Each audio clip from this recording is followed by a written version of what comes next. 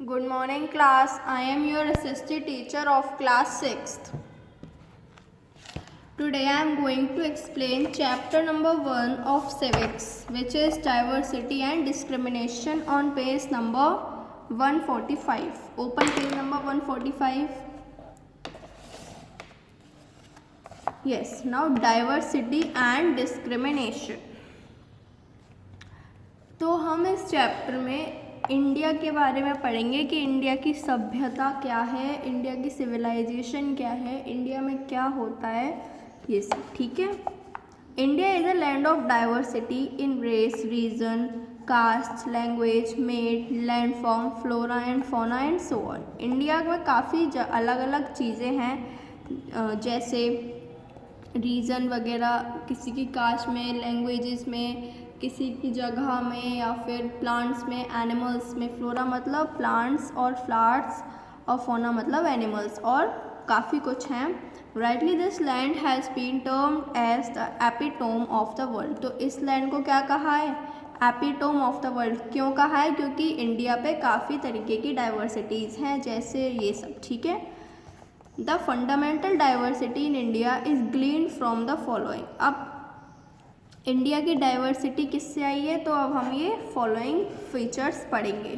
तो पहला है geographical diversity. India is a vast country with great diversity of physical feature. India बहुत बड़ी कंट्री है जिसमें काफ़ी अलग अलग तरह की चीज़ें हैं, और किसके साथ? फिजिकल फीचर्स के साथ.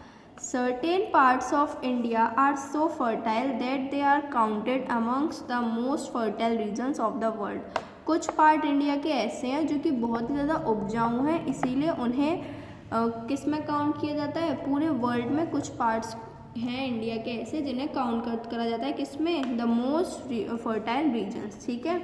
While others are so unproductive and barren that hardly anything can be grown there. और कुछ ऐसे हैं अनप्रोडक्टिव, मतलब यहाँ बेकार से, जहाँ कुछ हम प्रोड्यूस नहीं कर सकते, तो उसमें हम कुछ बहुत ही मुश्किल से ग्रो, मतलब एग्रीकल्चरल हम कर सकते हैं, मुश्किल से बहुत. ठीक है. Racial diversity. India possesses a rich variety of races. India में काफ़ी तरीके की रेसेस होती हैं, मतलब जैसे the vast population of India consist of the jungle tribe. जो मोस्टली पॉपुलेशन है इंडिया की, वो किस ट्राइब से कंसीडर है? जंगल ट्राइब. जंगल ट्राइब्स में कौन आ जाता है? भिल्स, कोल्स एंड संथल्स. और ग्रीक्स हैं, साकाज हैं, the Kushanas, Hunas, Mongolians, the Arabs, Turks और अफगान्स. ये सब क्या है? ये ट्राइब्स हैं. ट्राइब्स मतलब ग्रुप ऑफ पीपल होते हैं. जैसे अफगान्स किसी और, उनकी अलग सोच होगी, उनका अलग रहने सहने का तरीका होगा, उनके अलग कल्चर्स होंगे. तो इनके अलग अलग कल्चर्स हैं इन सब के, तो उन्हें क्या कहते थे हम? ट्राइब्स या फिर community. Okay. The physical features and colour of Indian people also differ from region to region. India में काफ़ी कलर भी है, कि जैसे साउथ इंडिया में काले लोग होते हैं. ठीक है. मोस्टली आपको काले ही मिलेंगे, और ऐसे मतलब होता है ना. While the people of Kashmir are handsome and fair. अगर हम कश्मीर के लोग देखेंगे तो अच्छे होते हैं, दिखने में सुंदर होते हैं. In complexion these qualities are missing among the habitants of Assam. और ये जो क्वालिटीज़ हैं कश्मीर में, जैसे हैंडसम और फेयर, ये आसम के लोगों में नहीं होती हैं. ठीक है. तो जो पीपल का जो कलर है वो रीजन टू रीजन भी चेंज होता है. कहाँ पे? इंडिया में. ठीक है. हम पूरा चैप्टर इसके बारे में पढ़ रहे हैं, इंडिया के. Now linguistic diversity. Linguistic diversity क्या होती है? It is said that almost 400 languages are spoken in India. कहा जाता है कि 400 से ज़्यादा लैंग्वेजेस इंडिया में, या कम से कम 400 तो बोली जाती हैं. कहाँ? इंडिया में languages. Some of the prominent languages recognised by the constitution includes. कुछ ऐसी लैंग्वेज हैं जो कॉन्स्टिट्यूशन में लिखी हैं, और कॉन्स्टिट्यूशन मतलब संविधान ने कहा है कि ये लैंग्वेज है इंडिया में. वो कौन सी हैं? आसमीज़ बंगाली, गुजराती, हिंदी, कन्नड़ा, कश्मीरी एंड मलयालम, मराठी, पंजाबी, संस्कृत, सिंधी, तमिल, तेलुगु एंड उर्दू. ये तो मेन जो कॉन्स्टिट्यूशन ने कंसीडर की हैं, ये वो लैंग्वेजेस हैं. ठीक है. नाउ अभी हमने 3 डाइवर्सिटीज़ पढ़ ली, which is geographical diversity, racial diversity or linguistic diversity. Now for next is religious and social diversity. Almost all the principal religions of the world like Brahmanism, Buddhism, Jainism, Islam and Christianity are found here. सारे बहुत सारे religion हैं India में, जैसे ब्राह्मण मतलब Hindus, Buddha लोग जो बुद्ध को मानते हैं, बुद्धिज्म, जैनी लोग, जैनिज्म, इस्लाम, मुस्लिम्स, क्रिश्चियंस जो होते हैं, सबके अलग अलग टेम्पल्स होते हैं, सब अपने अपने को मानते हैं कि हम ये हैं कि हम वो हैं, अलग अलग रिलीजियस में डिवाइड कर दिया है. In the social sphere also the general customs and manners of the India greatly differ. और सोशल स्फेयर्स में भी काफ़ी अलग अलग पीपल की सोच अलग है कि हिंदूज़ की अलग है, मुस्लिम्स की अलग है, मुस्लिम्स कुछ और चाहते हैं. People of different regions use different types of dresses. अलग अलग रीजन के लोग अलग अलग टाइप्स की ड्रेसेस भी पहनते हैं. जैसे आपने कश्मीर में देखा होगा, वहाँ की अलग ड्रेस है, आसम की अलग है, यूपी में नॉर्मल कपड़े पहनते हैं, पंजाब में अलग है, सबकी अलग अलग है. Their eating habits and custom also quite different. और जो उनके खाने के तरीके हैं, जो खाते हैं, बंगाल में फ़िश और राइस मोस्ट खाते हैं, यहाँ तो सभी खा लेते हैं, यूपी में कुछ भी खा लेते हैं. जैसे चाइना में चाइनीज़, मतलब we are talking about now India. So Gujarat में मीठा मोस्टली खाते हैं, मतलब जो भी सब्ज़ी वगैरह बनती है वो मोस्टली मीठी बनती है. तो मतलब हर के रिचुअल्स, हर किसी रीजन के रिचुअल्स, ईटिंग हैबिट्स, सब कुछ क्वाइट डिफरेंट है. Now political diversity. In this way diversity pervades on the whole of subcontinent. इस वे में क्या है कि जो डाइवर्सिटी है वो पूरे सब कॉन्टिनेंट की, इंडियन सब कॉन्टिनेंट की बताइए. This diversity is so much so that foreigner will simply stare at this. ये डाइवर्सिटी बहुत ज़्यादा है, इसीलिए क्या फॉरेनर्स जो हैं, मतलब बाहर के जो विदेशी लोग हैं, वो इंडिया में आ सकते हैं और इन चीज़ों को, इन कस्टम्स को, इन रिचुअल्स को अपना सकते हैं. चार्जेस ओके, कि ईजी है, इनमें कुछ है नहीं, कोई कहीं भी कॉन्स्टिट्यूशन में लिखा है, कोई कुछ भी कर सकता है. ठीक है. Now creating stereotypes. अब नाउ ये क्या होता है, all of us are familiar with gender differences. हम सबको पता है कि काफ़ी सोसाइटीज़ में जेंडर मतलब जैसे लड़का है लड़की है, इनके ऊपर डिफरेंस होते हैं कि लड़का नहीं. एज बेबीज और children when boy fall and hurt themselves. अगर जैसे बच्चे में कोई छोटा बच्चा हो या सही हो बच्चा, उसमें अगर बॉय गिर जाता है तो उन्हें बहुत लगती है. किसको? पेरेंट्स को. Their parent and other family often calls on them by saying don't cry you are a boy. उनके फैमिली मेम्बर्स कहते हैं, गिर जाता है, उसको लग जाती है, तो वो कहते हैं कि तुम रो मत, तुम लड़के हो, लड़के कोई रोते थोड़ी हैं. Don't cry you are a boy. आपसे भी कहा होगा कि don't cry you are a boy, तुम लड़के हो, लड़के कोई रोते हैं, तो लड़कियों का काम है, ऐसा होगा, कहा होगा. It also believes that crying is a sign of weakness. और उन्हें क्या लगता है कि जो रोना है वो साइन किसका है? वीकनेस का. मतलब हमारी परेशानी के, अगर हम रोएंगे तो ये हमें वीक कर देगा. ठीक है, स्ट्रॉन्ग नहीं बनाएगा रोना. Unity despite diversity. नाउ अब इसको पढ़ेंगे. Anyway such diversities are not the hallmarks of Indian culture. कुछ अलग अलग जो कस्टम्स हैं, डाइवर्सिटीज़ हैं, रिचुअल्स हैं, ये हमारा इंडियन कल्चर नहीं बताती हैं. The main theme of this culture is unity which absorbs all the diversity. इसकी क्या है मेन थीम इंडिया का? ये है यूनिटी. यूनिटी मतलब एकता, सबको एक साथ रहना, एकजुट रहना. इंडिया में बहुत ही कम लड़ाइयाँ होती हैं, एक साथ रहते हैं, सब प्यार से रहते हैं, जो कि क्या बताती है? इंडिया की डाइवर्सिटी. कोई कल्चर वगैरह, कोई इंडिया की डाइवर्सिटी नहीं बताता. क्या बताता है? यूनिटी. ठीक है. Now inequality and discrimination. Everyone working for us does not have the same level of educational attainment or technical skill. सब लोग जो हमारे साथ पढ़ रहे हैं, हमारे साथ काम कर रहे हैं, ज़रूरी नहीं है कि वो हमारे जैसे ही हों एजुकेशन में, किसी टेक्निकल स्किल में. हो सकता है कि वो किसी और में हो और आप किसी और में हो. ज़रूरी नहीं है कि हर कोई एक जैसा हो. We should not discriminate against people with skills. हमें लोगों को परेशान नहीं करना चाहिए. मतलब डिस्क्रिमिनेट मतलब किसी में अंतर करना. No architect would be able to complete this project unless there were masons, carpenters, plumbers और इलेक्ट्रिशियंस। कोई भी चाहे वो कितना ही पढ़ा लिखा हो, कोई भी अपना वो काम नहीं कर सकता। जो कौन कर सकते हैं? मेजन्स, कारपेंटर्स, मतलब जो जिसके लिए बना है, जो जिसमें परफेक्ट है वही कर सकता है।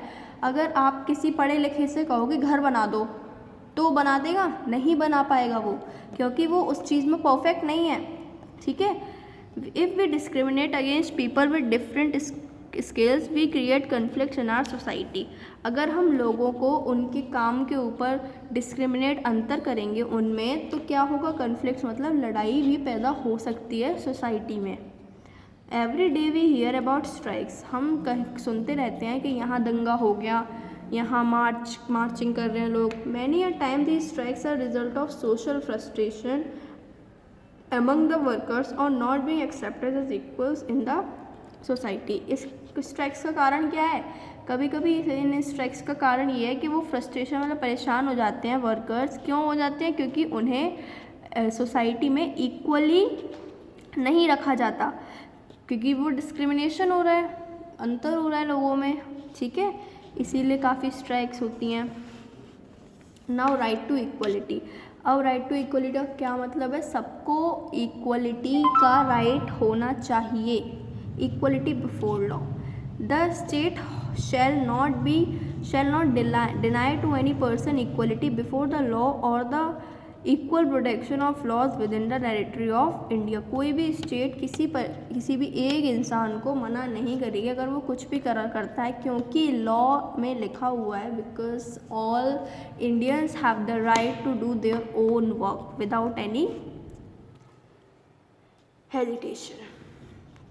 Now nothing in this article shall prevent the state from making any special provision for the advancement of any socially and educationally backward classes of citizens or the scheduled caste and the scheduled tribes.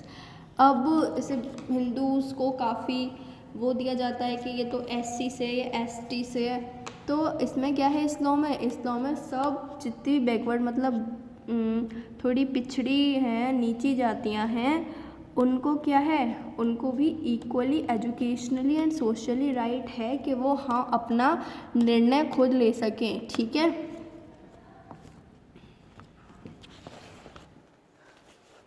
Equality of opportunity in matters of public employment. अब public employment के ऊपर देखते हैं हम। There shall be equality of opportunity for all citizen in matters relating to employment और appointment to any office under the state. यहाँ पे हर किसी को उसका अपॉर्चुनिटी मिलनी चाहिए, स्कोप मिलना चाहिए हर सिटीज़न को। किससे? एम्प्लॉयमेंट में, कि जैसे हम कहीं जॉब करने जा रहे हैं तो इसको ये नहीं करना है, इसको वो नहीं करना है, ऐसा नहीं होना चाहिए। सबको इक्वल राइट मिलेगा। No citizen shall on ground only of religion, race, caste, sex, descent, place of birth, residence और any of them be ineligible for और discriminated against in respect of any employment और office under the state. कोई भी citizen, चाहे वो किसी cast का हो या फिर सेक्स या मतलब है जेंडर के, either he was a male और a female, descent, place of birth कि उसका कहाँ जन्म हुआ है, कैसे हुआ है, क्या सब, उससे उस जॉब का कोई मतलब नहीं होगा। वो सिर्फ अपना जॉब करेगा, क्योंकि ये कहाँ लिखा है? ये है लॉ है। ठीक है ना। Abolition of untouchability. एबॉलिशन मतलब ख़त्म कर देना, अनटचेबिलिटी मतलब छुआछूत। अब ये क्या होता है? Untouchability is abolished and it's practice in any form is not allowed. Untouchability मतलब छुआछूत जो है वो क्या हो गई है? ख़त्म हो गई है, और जो उसको करेगा वो अलाउ नहीं है, मतलब उसे करना भी अलाउ नहीं है। The imposing of any disability arising out of untouchability shall be taken as breaking of law. अगर किसी ने करा ऐसा तो ये क्या माना जाएगा? कि उसने अपना लॉ तोड़ दिया है। It is punishable in accordance with law, और उसे पनिश किया जाएगा किसके अकॉर्डिंग? लॉ के अकॉर्डिंग। जो भी उस लॉ में पनिशमेंट लिखा होगा उसके अकॉर्डिंग उसे पनिश किया जाएगा। Now out constitution respects diversity. India is a very big country. India बहुत बड़ी कंट्री है। We have people who follow different religions faiths, काफ़ी लोग हैं जो अलग अलग रिलीजन को मानते हैं। The dresses vary from region to region, dresses भी लोग रीजन टू रीजन के यहाँ ये पहनेंगे यहाँ वो पहनेंगे, और फूड भी, लैंग्वेज भी अलग है सबकी। और जो हम फेस्टिवल्स मनाते हैं वो भी अलग अलग, कुछ कैसे मनाते हैं कुछ कैसे मनाते हैं, ठीक है। The right is vote is universal, लेकिन जो वोट का वोटिंग राइट है वो सबका एक है, ठीक है। It does not take into account any factor that distinguishes one group of people from other as long as they are Indian citizens. इसमें क्या होता है, वोट के राइट में कोई किसी के कास्ट रिलीजन किसी के बारे में कोई कुछ नहीं कहेगा, क्योंकि सबको राइट है, क्योंकि वो सारे इंडियन के सिटीजन्स हैं, लोग हैं, तो सबको वही राइट है जो एक नॉर्मल पर्सन या फिर एक रिच पर्सन को होता है। वोट किस में, वोटिंग में कोई किसी को डिस्टिंग्विश मतलब अंतर नहीं करेगा दोनों में। Our constitution respects diversity in many ways, जो हमारा कॉन्स्टिट्यूशन है वो डाइवर्सिटी की बहुत रिस्पेक्ट करता है काफ़ी तरीक़ों में। There are majority communities as also minority communities, majority मतलब ज़्यादा और माइनॉरिटी मतलब कम। The minorities both religions and linguistic have been given rights to manage their own institution and preserve their own language and culture। Minority groups में क्या हुआ है, religion और लिंग्विस्टिक मतलब लैंग्वेजेस हैव बीन गिवन, उनको सारे राइट दिए गए हुए हैं, लैंग्वेज हो या कल्चर हो, कि उनका जो भी कल्चर है वो उसे माने, कोई उन्हें परेशान नहीं करेगा, ठीक है। और जो छोटी छोटी माइनॉरिटी ग्रुप्स मतलब जो छोटी छोटी जाते हैं उन्हें भी इंस्टीट्यूशन वगैरह अपना काम करने का हक है, क्योंकि because of the law. India is secular state, the state does not discriminate on the basis of the religion faith of the citizens. India क्या है कि it is a type of secular state, और इस state में क्या है, किसी को भी डिस्क्रिमिनेट मतलब किसी में भी अंतर नहीं किया जाएगा, किसके बेसिस पे, रिलीजन और फेथ, ठीक है। नाउ बी आर अम्बेडकर, ये कौन थे, बी आर अम्बेडकर 1981 14 अप्रैल 1891 में उनका जन्म हुआ था, और उन्हें क्या कहा जाता था, फादर ऑफ द कॉन्स्टिट्यूशन, ठीक है, क्योंकि वो एक दलित लीडर थे। दलित भी एक कास्ट होती है, नीची कास्ट, जो उन्हें क्या कहा जाता था, अनटचेबल्स कॉन्फ्रेंस, मतलब वो छोटी जात जैसे होता है ना, अनटचेबिलिटी क्या होता है कि कोई छोटी जात कहीं आ जाती है कि तो अब शगुन हो गया कि ये वो हो गया, वो हो गया, तो ऐसे ही इनके साथ होता था, ठीक है। ही फॉट फॉर दलित, उन्होंने दलित लोगों की दलित जो कास्ट थी उन लोगों के लिए लड़ा, because he wanted to uplift them, save them from the atrocities, क्योंकि वो चाहते थे कि इन सबको वो सब ना झेलना पड़े, बिकॉज जनरेशन तो वही चलेगी कि इन सबको ना झेलना पड़े, ठीक है। तो उन्होंने दिसंबर में सत्याग्रही ऑर्गेनाइज किया, दिसंबर में कब, 1927 में। He was the first person from their caste to complete his college, वो उनकी कास्ट में एक पहले पर्सन थे जिन्होंने अपने कॉलेज की एजुकेशन कंप्लीट की थी, और इंग्लैंड में जाके उन्होंने अपनी आगे की स्टडीज़ कंप्लीट की और क्या बन गए, लॉयर बन गए, क्योंकि उनकी छोटी कास्ट थी तो उनको अनटचेबिलिटी के रूप में माना जाता था। तो उन्होंने अपने लोगों को एनकरेज किया, उनको बढ़ावा दिया कि अपने बच्चों को स्कूल भेजो, जिससे वो अपनी अच्छी पोस्ट पे अपने अच्छे जॉब्स पे लग सकें और इस कास्टिज्म को उनसे फ्री करा सके, ठीक है। इनसे क्या था, पहले दलित्स को टेम्पल्स वगैरह में एंट्री नहीं थी, लेकिन जब उन्होंने ये सब लड़ाई वगैरह की तो उन्हें एंट्री मिली, क्योंकि वो छोटी कास्ट थी, ठीक है। फिर वो आगे जाके elected to the constituent assembly from Bengal in November 1946, उन्हें इलेक्ट किया गया और वो जीत गए, और किसके चेयरमैन बन गए, ड्राफ्टिंग कमेटी इन 1947 चेयरमैन बन गए ड्राफ्टिंग कमेटी के। और क्या कहा गया उन्हें letter, as law minister in union cabinet, और उन्हें लॉ मिनिस्टर कहा गया। He did much for the upliftment of untouchables. He rightly believed that the Dalits had to come forward and help for themselves. उन्हें पता था कि अगर मेरा दलित लोग मेरा साथ नहीं देंगे तो मैं कुछ नहीं कर पाऊँगा, क्योंकि उनका साथ भी ज़रूरी है।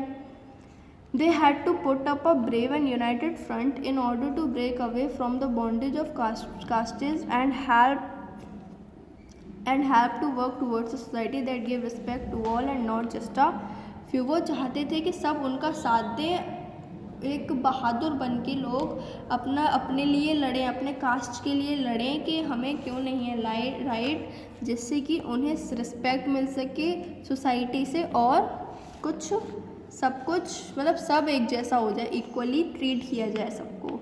Need for an integrated society. A significantly large number of people in the country are illiterate और प्योर। अगर हम देखा जाए तो बहुत सारे नंबर ऑफ पीपल क्या इलिटरेट अनपढ़ हैं और गरीब हैं। वी हैव स्कैंटी रिसोर्सेज, हमारे पास बहुत ही ज़्यादा कम रिसोर्सेज हैं। इफ़ वी रिस्पेक्ट डाइवर्सिटी, अगर हम डाइवर्सिटी की रिस्पेक्ट करेंगे, we would be able to involve all social groups in the task of nation building. तो हम सारे सोशल ग्रुप्स को एक साथ एक नेशन बिल्ड करने में मदद कर सकते हैं। We should not practice social discrimination based on inequality of skills. हमें किसी भी सोशल डिस्क्रिमिनेशन नहीं करना है इनइक्वलिटी के बेसिस पे या फिर किसी की स्किल्स के बेसिस पे। No, we don't have to do. Social discrimination peaks a large part of our people out of our development efforts. जो अगर हम सोशल डिस्क्रिमिनेशन करेंगे तो क्या करता है, वो सिर्फ एक लड़ाई होती है और उसमें कोई डेवलपमेंट एफर्ट्स नहीं हो पाते हैं। ठीक है, now you have to read this wrap up in the next video. We will do the exercises of this chapter. Thank you class and have a nice day. Goodbye.